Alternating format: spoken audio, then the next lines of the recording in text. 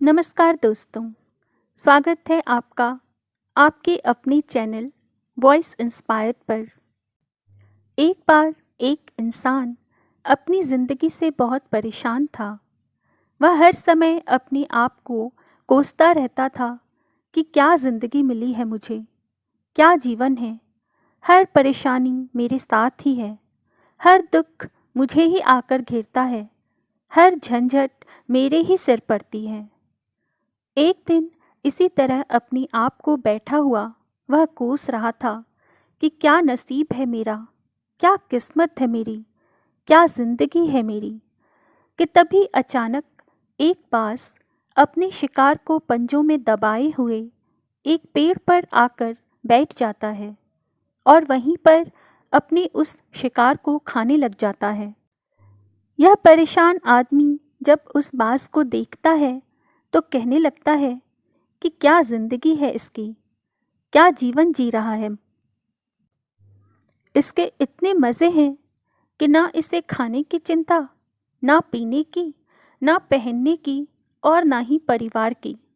शिकार करता है और मस्त खुली हवाओं में कभी इधर कभी उधर घूमता रहता है। सारे दिन आसमान में उड़ता रहता है। असल ज़िंदगी तो यही है, जीवन तो यही जी रहा है। और फिर वह आसमान की तरफ देखकर ज़ोर ज़ोर से चिल्लाता है कि काश मैं भी एक बाज होता तो मुझे भी कोई दुख ना होता, मुझे भी कोई परेशानी ना होती। काश मैं भी एक बाज ही होता। जब वह 2 से 3 बार ज़ोर ज़ोर से चिल्लाने लगा कि काश मैं भी एक बाज होता तो मुझे भी कोई दुख ना होता, मुझे भी कोई परेशानी ना होती, तो अचानक आसमान में बिजली कड़कने लग जाती है और आसमान से आवाज़ आती है कि हे इंसान, क्या यह हमने सच सुना कि तू हमारी दी हुई ज़िंदगी से परेशान है और तू एक बाज बनना चाहता है। इस आकाशवाणी को सुनकर वह इंसान हैरान रह जाता है और आसमान की तरफ देखकर कहता है कि हाँ, मैं सच में अपनी इस ज़िंदगी से बहुत परेशान हूँ, क्योंकि हर परेशानी मेरे साथ ही है, हर दुख मुझे ही है, हर तकलीफ़ मेरे ही साथ है। तो आसमान से फिर आवाज़ आती है कि हे इंसान, एक बार फिर सोच ले, हमने तुझे बड़ी प्यारी ज़िंदगी दी है, लेकिन अगर फिर भी तू चाहता है कि हम तुझे बाज बना दें तो हम तुझे बाज बना देंगे, लेकिन अगर एक बार हमने तुझे बाज बना दिया तो फिर हम तुझे बाज से इंसान दोबारा नहीं बनाएंगे। तो यह आदमी तुरंत जवाब देता है कि मैंने अच्छी तरह से सोच लिया है कि मुझे बाज ही बनना है, और एक बार बाज बनने के बाद मैं दोबारा कभी नहीं कहूँगा कि मुझे इंसान बनना है। तभी ऊपर से आवाज़ आती है कि जैसी तुम्हारी इच्छा, और वह इंसान बाज बन जाता है। बाज बनते ही वह इंसान खुली हवाओं में उड़ने लगता है। कभी उड़ता हुआ इधर चला जाता है, कभी उड़ता हुआ उधर चला जाता है और सोचता है क्या मज़े की ज़िंदगी है। असल ज़िंदगी तो यही है, ना कोई चिंता, ना कोई परेशानी, ना कोई डर। वह सारा दिन ऊंचे आसमान में उड़ता रहा, 2-3 मिनट पंख मारता, उसके बाद पंख मारना बंद कर देता और लंबे समय तक वह इसी तरह हवाओं में तैरता रहा। इसी तरह हवाओं में तैरते हुए शाम का समय नज़दीक आ गया तो वह सोचने लगा कि मेरे पास रहने का एक ठिकाना भी होना चाहिए, मेरा अपना एक घर होना चाहिए जहाँ मैं रात में आराम कर सकूं। और यह सोचकर वह छोटी छोटी लकड़ियाँ इकट्ठा करने लग गया और एक ऊंचे पेड़ पर अपना घोंसला बनाने लगा।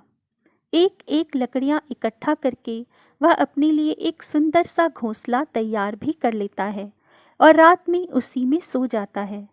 वह सोचता है सुबह उठकर शिकार भी करूँगा और सुबह उठकर फिर से मौज मस्ती करूँगा, खुली हवाओं में उड़ूँगा। सुबह होते ही वह शिकार की तलाश में निकल पड़ा।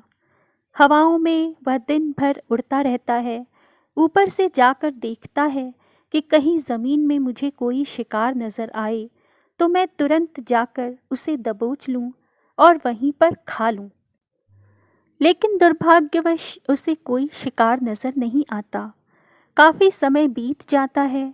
वह लगातार ऊंचाई से शिकार को ढूंढता रहता है, लेकिन उसे कोई शिकार नहीं मिलता। फिर पास ही एक जंगल था। वह उस जंगल में चला जाता है, यह सोचकर कि शायद वहाँ कोई अच्छा सा शिकार मेरे हाथ आ जाए। वह जंगल के ऊपर उड़कर शिकार को ढूंढता रहता है। जंगल के अंदर जाकर भी शिकार को ढूंढता है, लेकिन इसे यहाँ भी कोई शिकार नहीं मिलता। शाम का समय नज़दीक आ जाता है तो मायूस होकर वापस अपने घोंसले की तरफ लौट रहा होता है कि रास्ते पर थक कर एक पेड़ के ऊपर बैठ जाता है। जब यह उस पेड़ के ऊपर बैठा होता है तो उसकी नज़र एक बीमार चिड़िया पर पड़ती है, जो कि अत्यंत ही दयनीय अवस्था में होती है। यह तुरंत जाकर उसे दबोच लेता है, उसके पंख निकालकर अलग कर देता है और उसे खा जाता है।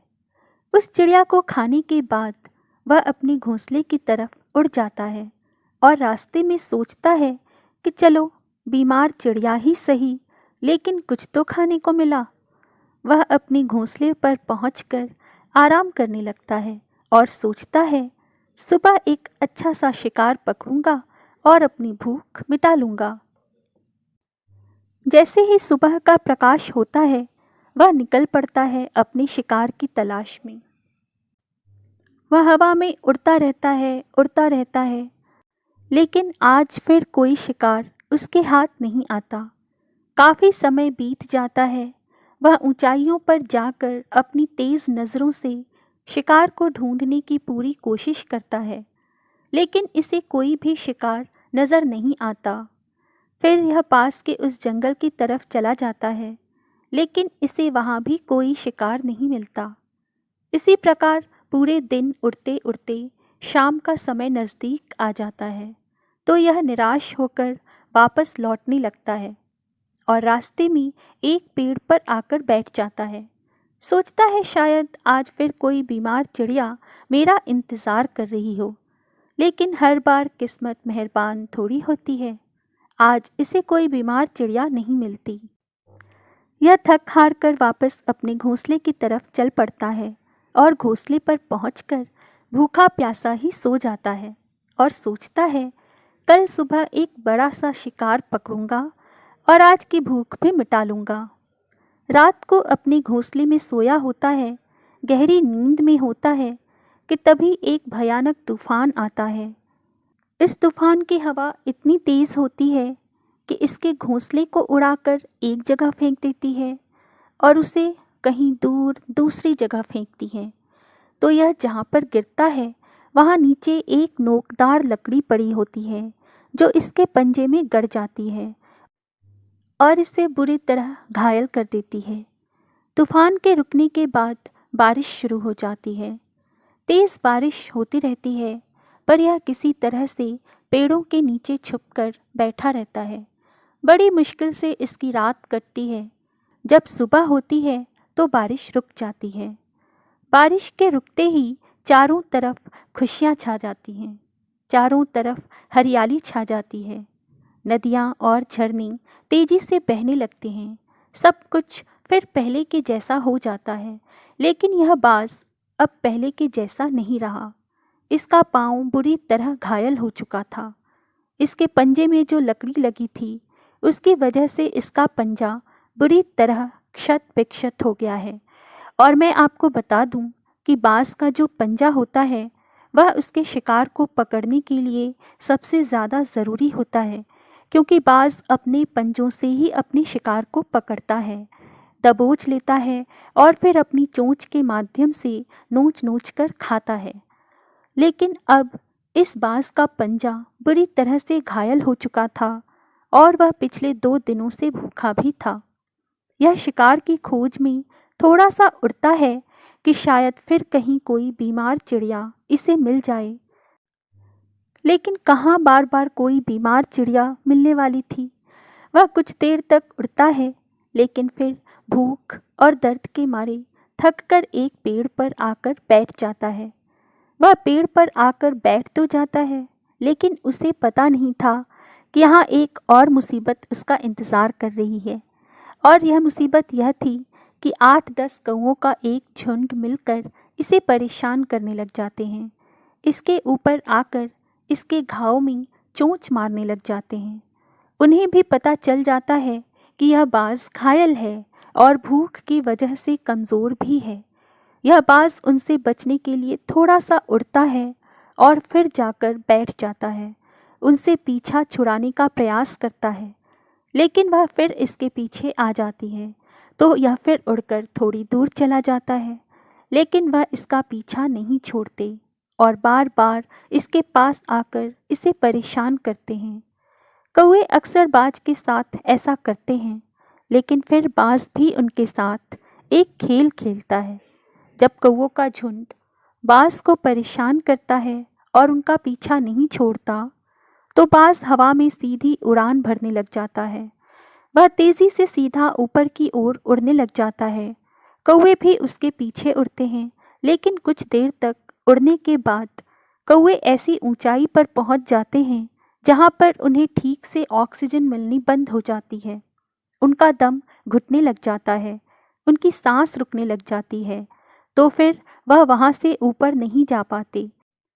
पर क्योंकि बाज तो बादलों से भी ऊपर उड़ सकता है, इसीलिए वह तो ऊपर चला जाता है, लेकिन कौवे वहाँ से ऊपर नहीं जा पाते और वो नीचे आने लगते हैं। तो इस तरीके से बाज उनसे अपना पीछा छुड़ा लेता है।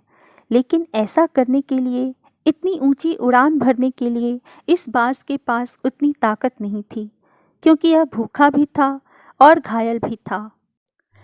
तो यह उड़ता और थोड़ी सी दूर जाकर बैठ जाता और कौवे फिर आकर इसे परेशान करने लग जाते। इसी तरह भूख और घायल हालत में एक दिन गुजर गया, दूसरा दिन गुजर गया, तीसरा दिन गुजर गया, लेकिन इस बाज की हालत में कोई सुधार नहीं हो रहा था। वह बद से बदतर होती जा रही थी। चौथे दिन जब यह बिल्कुल ख़त्म होने पर आ जाता है, इसके अंदर बिल्कुल ताकत नहीं बचती और इसका शरीर इसका साथ छोड़ने लगता है। तब यह किसी तरीके से उड़कर पास ही इंसानों की एक हॉस्पिटल की छत पर आकर बैठ गया और वहाँ से आने जाने वाले मरीज़ों को देखता हुआ अपने आप से कहता है कि काश आज मैं एक इंसान होता तो ऐसे छोटे मोटे जख्मों का हॉस्पिटल से इलाज करवा लेता, या किसी को बता देता कि मैं भूखा हूँ, परेशान हूँ, मेरे साथ यह परेशानी है। लेकिन आज मैं एक ऐसा बेज़ुबान परिंदा हूँ जो किसी से कुछ नहीं कह सकता, किसी को अपना दुख नहीं बता सकता, किसी से कोई मदद नहीं मांग सकता। यही बात सोचकर वह उसी वक्त उसी छत पर अपना दम तोड़ देता है। वह अपनी जान की कुर्बानी तो दे जाता है, लेकिन साथ ही साथ हमें यह सीख भी दे जाता है कि आपको जैसा बनाया गया है, आप जैसे भी हो उसी में खुश रहो और उसी में बेहतर करने की कोशिश करते रहो, ना कि इस बात से परेशान रहो कि काश मैं ऐसा होता, काश मैं वैसा होता, काश मैं यह बन जाऊं। आपको जैसा भी बनाया गया है, आप उसी में अपना सर्वश्रेष्ठ करने का प्रयास करते रहिए। दोस्तों, यह कहानी तो काल्पनिक है, लेकिन हमें जीवन का एक बहुत ही महत्वपूर्ण नियम सिखाकर जाती है कि हम जैसे भी हैं अच्छे हैं, बस हमें उसी में अपना सर्वश्रेष्ठ करने का प्रयास करते रहना चाहिए। दोस्तों, आज की कहानी यहीं समाप्त होती है। अगर आपको मेरे द्वारा लाई गई कहानियाँ अच्छी लगती हैं तो प्लीज़ कमेंट बॉक्स में कमेंट करके मुझे ज़रूर बताएं। मेरे वीडियोस को लाइक तथा शेयर करें एवं चैनल को सब्सक्राइब करना ना भूलें। मैं फिर आऊँगी एक नई कहानी और एक नई आशा के साथ। तब तक के लिए नमस्कार। आपका दिन शुभ हो।